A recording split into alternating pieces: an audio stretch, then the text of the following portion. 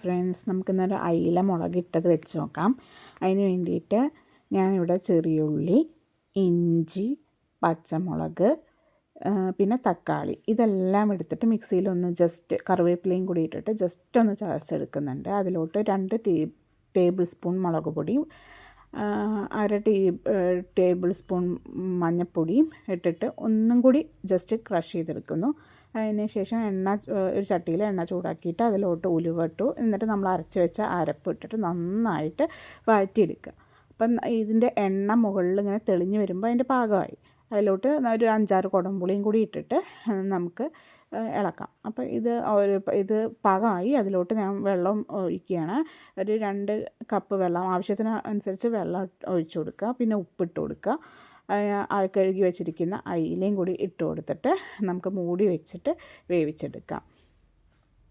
അപ്പോൾ ഇടയ്ക്ക് ഇളക്കി കൊടുക്കണം. ഒന്ന് ചുഴറ്റി കൊടുത്താൽ മതി ചട്ടി പിടിച്ചിട്ട്. എന്നിട്ട് അടച്ച് വെച്ചിട്ട് വേവിക്കുക. ഇടയ്ക്ക് തുറന്ന് നോക്കുക, അടി പിടിക്കാതെ നോക്കണം. അതിന് നമുക്കിതിൽ താളിച്ച് കൂട്ടാൻ വേണ്ടി ചെറിയുള്ളി മൂപ്പിച്ചെടുക്കാം.